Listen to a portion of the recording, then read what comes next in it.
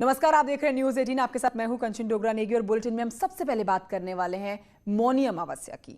मौनी अमावस्या के शुभ मौके पर स्नान कर रहे श्रद्धालुओं पर प्रयागराज में पुष्प वर्षा की जाएगी। ये बड़ी बात आपको बता रहे हैं, ये ब्रेकिंग न्यूज आप तक पहुंचा रहे हैं जो अब से कुछ ही देर पहले जिस बात का ऐलान किया गया है। हेलीकॉप्टर के जरिए पुष्प वर्षा होनी है, डुबकी लगा रहे लोगों पर फूल बरसाए जाएंगे, आसमान से फूल गिरेंगे हेलीकॉप्टर के माध्यम से। प्रयागराज, काशी, हरिद्वार में मौनी अमावस्या का स्नान लगातार सुबह तड़के से जारी है। पौ फटने के बाद से ही श्रद्धालु आस्था की डुबकी लगा रहे हैं। प्रयागराज में करीब 50 लाख श्रद्धालु डुबकी लगाएंगे और इसके लिए चाक चौबंद सुरक्षा के इंतजाम किए गए हैं। लेकिन बड़ी जो आपको अपडेट दे रहे हैं आज के दिन पर वो ये कि अब से थोड़ी ही देर पहले ऐलान किया गया है कि पुष्प वर्षा कराई जाएगी भक्तों पर, श्रद्धालुओं पर जो आज सुबह तड़के ही आस्था की डुबकी लगाने के लिए घाटों पर पहुंचे हुए हैं। दो तस्वीरें आपके सामने, हम सुबह से आपको इस बड़ी खबर पर, आज के इस शुभ दिन पर, शुभ पर्व पर जो कई सालों में बना है उस पर हर एक तस्वीर आप तक पहुंचा रहे हैं। और ये सीधे रुख करते हैं हरिद्वार की तरफ, जहां से मेरे सहयोगी पुलकित शुक्ल इस समय मौजूद हैं लाइव। पुलकित, क्या तस्वीरें सबसे पहले आप हमारे दर्शकों तक पहुंचाएंगे हरिद्वार से? साथ ही पुष्प वर्षा का जो ऐलान किया गया है इस पर क्या रिएक्शन श्रद्धालुओं की तरफ से मिलने वाला है?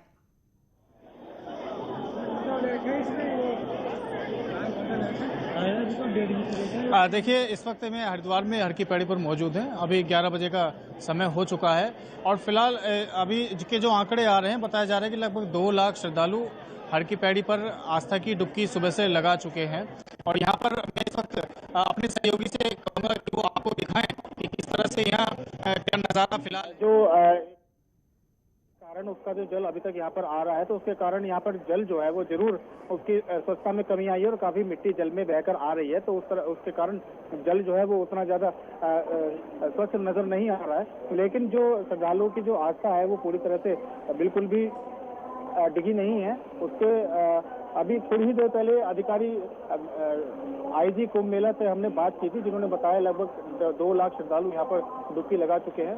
सुरक्षा व्यवस्था के भी यहाँ पर पूरे पुख्ता इंतजाम किए गए हैं पुलिस की ओर से और सभी तरह पूरे पुख्ता इंतजाम किए गए हैं पुलिस की ओर से और सभी तरह की जितनी भी सुरक्षा बलों की जितनी भी इकाइयां हैं वो यहाँ पर अपनी मुस्तैदी से अपना काम कर रही हैं। उसके जो मौनी अमावस्या है, मौनी अमावस्या की विशेषता इसमें ये बताई जा रही है कि जो श्रद्धालु हैं वो आज के दिन मौन रहकर गंगा में स्नान करते हैं और पूरे दिन मौन व्रत धारण करते हैं। और जो मौन व्रत धारण नहीं करते हैं वो अधिक से अधिक जितना समय रह सकते हैं वो मौन रहकर स्नान करते हैं। और यही कारण है कि इसका आज का दिन जो है वो स्नान के बाद पूरे दिन ऊर्जा से भरा रहता है। और आसपास के जो जितने भी पड़ोसी राज्य हैं, दिल्ली, हरियाणा, पंजाब, उत्तर प्रदेश जैसे राज्यों से यहाँ पर श्रद्धालु पहुँच रहे हैं और आस्था की डुबकी यहाँ पर लगा रहे हैं। जी बिल्कुल पुलकित, लेकिन एक और सवाल यहाँ पर यह भी बनता है कि जो तस्वीरें हम दिखा रहे हैं, कुल 50 लाख श्रद्धालुओं का आस्था की डुबकी लगाने का आज का कार्यक्रम है और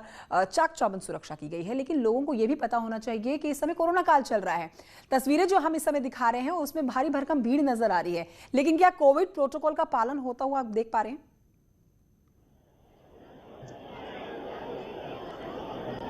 हाँ, देखिए, कोविड के प्रोटोकॉल के पालन की यदि बात करें तो हाल ही में राज्य सरकार की ओर से भी एक गाइडलाइन जारी की गई है, जिसमें ये बताया गया है कि सभी श्रद्धालुओं को कुंभ के जो स्नान होंगे, कुंभ के जो प्रमुख स्नान होंगे, उनमें कोरोना की जांच RT-PCR की नेगेटिव रिपोर्ट लेकर आना जरूरी होगा। उसके कारण लोगों में थोड़ी असमंजस की स्थिति भी बनी। हालांकि मेला प्रशासन, जिला प्रशासन की ओर से ये स्पष्ट किया गया कि जो फरवरी माह के जो माघ अमावस्या और बसंत पंचमी का जो स्नान होगा उसमें इस तरह की किसी भी ये गाइडलाइन जो है उन पर लागू नहीं है और उसमें ये रिपोर्ट लाना अनिवार्य नहीं होगा। हालांकि प्रशासन की ओर से ये अपील जरूर की जा रही है कि अधिक से अधिक लोग जो आए वो अपनी यदि नेगेटिव रिपोर्ट ला सकें तो वो बहुत बेहतर होगा। इसके अलावा यहाँ पर प्रशासन की ओर से हर की पैड़ी के कुछ एंट्री पॉइंट पर RT-PCR की कोरोना की जो जांच है वो रैंडमली की जा रही है। कई लोगों की, आने जाने वाले लोगों की जो है जाँच रैंडमली की जा रही है और जो भी अगर उसमें कोई लक्षण किसी व्यक्ति में नजर आ रहे हैं तो उसको संबंधित कोविड सेंटर में भेजा जा रहा है। तो ये प्रशासन की ओर से पूरे प्रयास यहाँ पर किए गए हैं। और जहाँ तक बात लोगों की है, तो लोग भी यहाँ पर अपनी जागरूकता से काफ़ी मास्क आदि का प्रयोग करते नजर आ रहे हैं। और जितना भी संभव हो, यथासंभव सब यहाँ पर सोशल डिस्टेंसिंग का पालन भी करते नजर आ रहे हैं। तो कहीं ना कहीं लोगों में जागरूकता आई है और उसका लाभ भी यहाँ देखने के लिए मिल रहा है। ठीक है, पुलकित, एक अपडेट आपसे लेना चाहेंगे इन सुरक्षा कर्मियों को लेकर कि जो श्रद्धालु यहाँ पहुंच रहे हैं, आस्था की डुबकी लगा रहे हैं, इनकी सुरक्षा को लेकर सुरक्षा पुख्ता की गई है और चाक चौबंद सुरक्षा बल की तैनाती की गई है। वहां पर जो अधिकारी मौजूद हैं, ऑफिसर्स मौजूद हैं, उनकी तरफ से क्या कहना है? भारी भरकम भीड़ अपने दर्शकों को दिखा रहे हैं और जैसा कि आप ही बता रहे हैं कि 2 लाख के करीब अब तक श्रद्धालु जो है आस्था की डुबकी लगा चुके हैं। तो अच्छी खासी तैयारी यहाँ पर सुरक्षा बलों की तरफ से की गई है।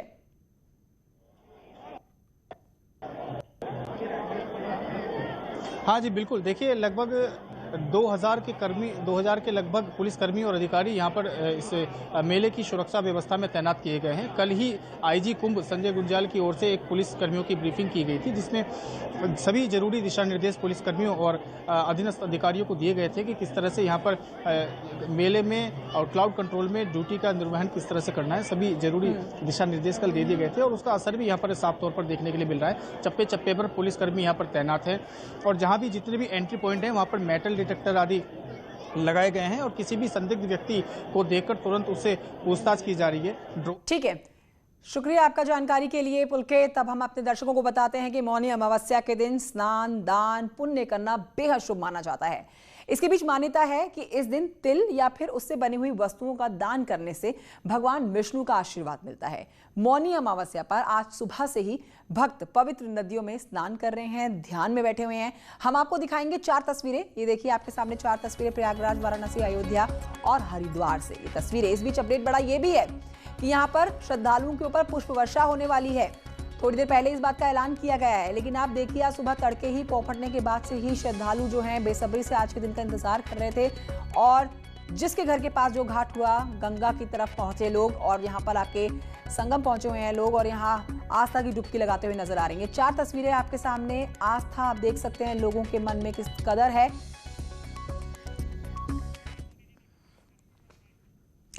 तस्वीरें आपके सामने। प्रधानमंत्री नरेंद्र मोदी इस समय आज पंडित दीनदयाल उपाध्याय जी की पुण्यतिथि पर और हमारे संविधान निर्माता डॉक्टर श्रद्धांजलि अर्पित करेंगे। बीजेपी राष्ट्रीय अध्यक्ष जेपी नड्डा भी इनके साथ। माननीय प्रधानमंत्री श्री नरेंद्र मोदी जी 11 बजे का कार्यक्रम था आज का, श्रद्धा फूल जब करते हुए पंडित दीनदयाल उपाध्याय जी को नमन करने के लिए प्रधानमंत्री नरेंद्र मोदी लक्ष्य अंत्योदय पहुंचे हुए प्रण हैं। अंत्योदय पथ ये सीधी तस्वीरें आपके सामने।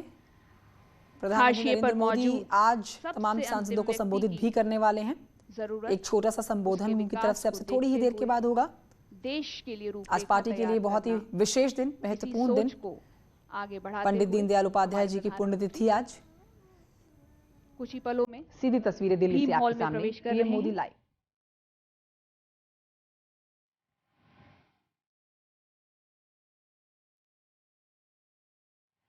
दीनदयाल उपाध्याय जी के जीवन, उनके विचार,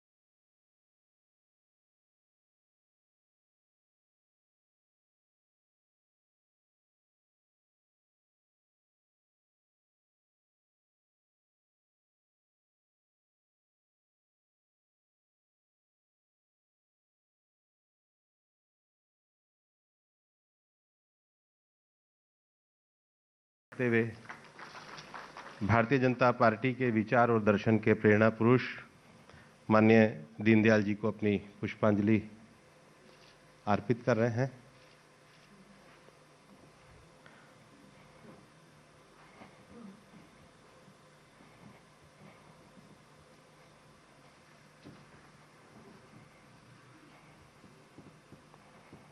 हमारा सौभाग्य है कि आज अंत्योदय के जो दीनदयाल जी की दर्शन और दृष्टि थी, तो ये दो तस्वीरें आपके सामने, एक तरफ मोदी और दूसरी तरफ योगी आप देख सकते हैं। प्रधानमंत्री नरेंद्र मोदी पहुंच चुके हैं कार्यक्रम में और इस कार्यक्रम की जानकारी प्रधानमंत्री नरेंद्र मोदी कल ही ट्विटर के माध्यम से दे चुके थे और तमाम सांसद भी इस समय इस हॉल में इस कार्यक्रम में मौजूद हैं। बीजेपी के राष्ट्रीय अध्यक्ष जेपी नड्डा मंच पर पीएम मोदी के साथ हैं और अब थोड़े से ही इंतजार के बाद प्रधानमंत्री नरेंद्र मोदी संबोधन अपना देंगे। इससे पहले आपने देखा कि उन्होंने पंडित दीनदयाल उपाध्याय जी की तस्वीर पर पुष्प अर्पित किए और बीजेपी के राष्ट्रीय अध्यक्ष जेपी नड्डा प्रधानमंत्री नरेंद्र मोदी का सम्मान करते हुए। दूसरी तरफ आप जो तस्वीरें देख रहे हैं वो लखनऊ की तस्वीरें, आज सुबह की तस्वीरें हैं जब 10 बजे का कार्यक्रम था। लखनऊ में मुख्यमंत्री योगी आदित्यनाथ ने आज पंडित दीनदयाल उपाध्याय जी की मूर्ति पर माल्यार्पण किया। और इस अवसर पर पार्टी के राष्ट्रीय अध्यक्ष माननीय जगत प्रकाश नड्डा जी से मैं निवेदन करूंगा कि वे इस अवसर पर हम सभी सांसदों को प्रास्ताविक भाषण दें। माननीय राष्ट्रीय अध्यक्ष जगत प्रकाश नड्डा जी।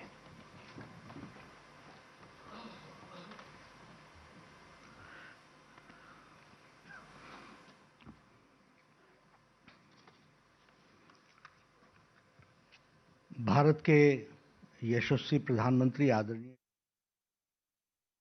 बताते हैं कि आज एलएसी को लेकर रक्षा मंत्री राजनाथ सिंह ने राज्यसभा में एक बड़ा बयान दिया।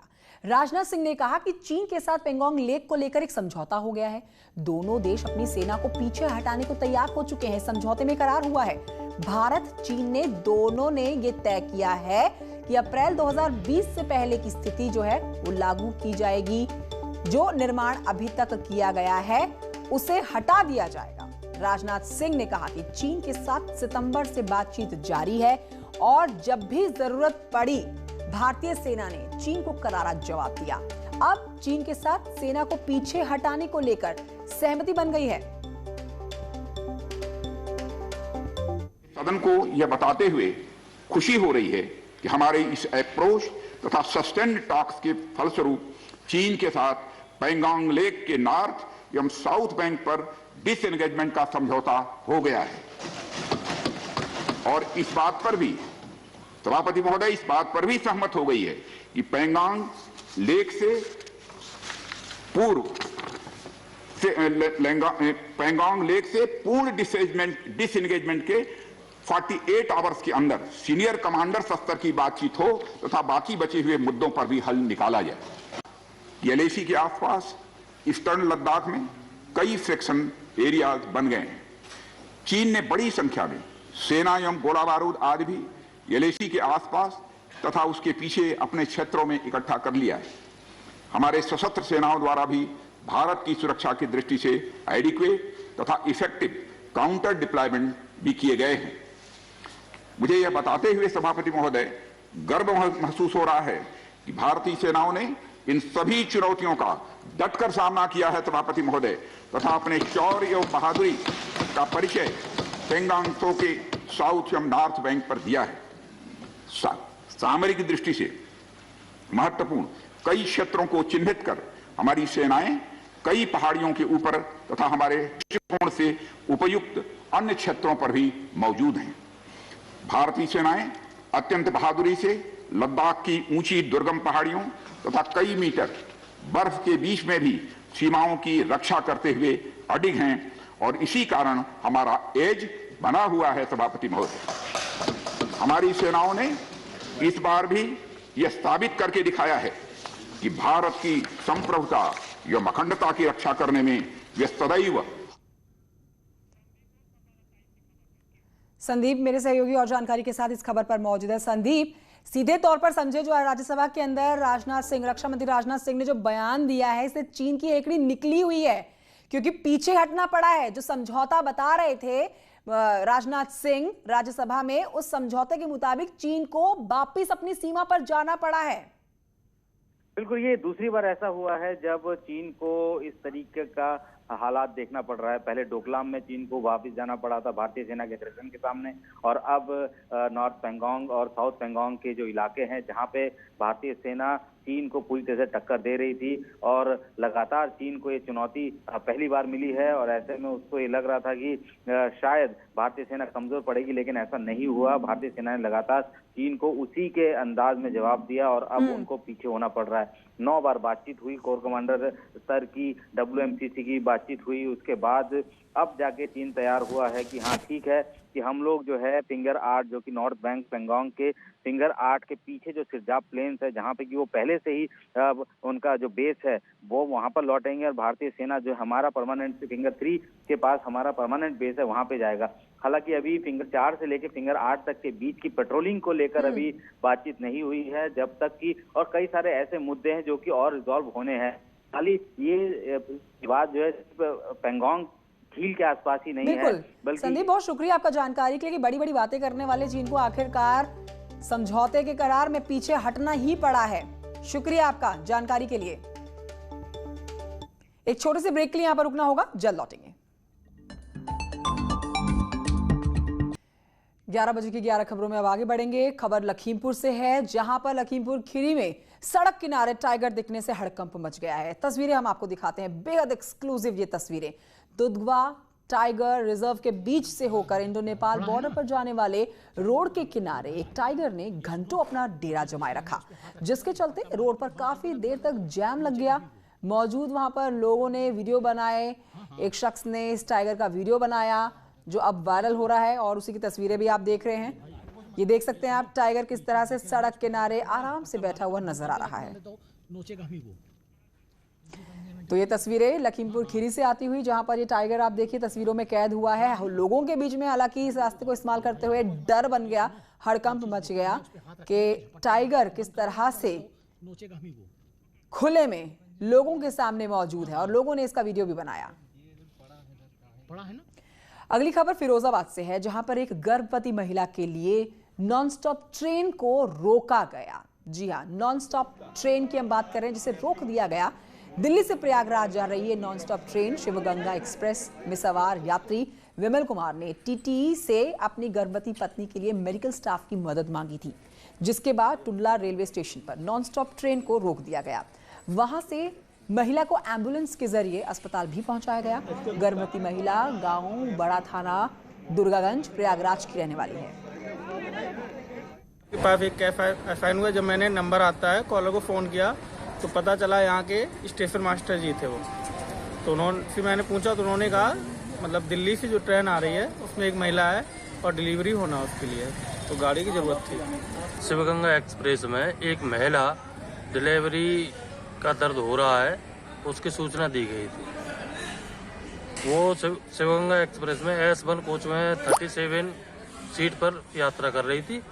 उसको एम्बुलेंस बुला करके हॉस्पिटल पहुंचवा दिया गया।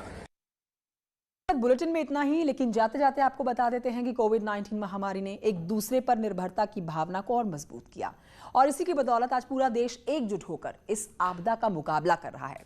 वैक्सीनेशन के ऐलान के बाद जरूरत है अब हम सबको अपना बेहतरीन योगदान देने की, ताकि हम एक साथ इस वायरस को हराने की तरफ बड़ा कदम आगे बढ़ा सकें। इस बीच आपको बताते हैं कि नेटवर्क 18 इस मुहिम में सदा आपके साथ खड़ा है।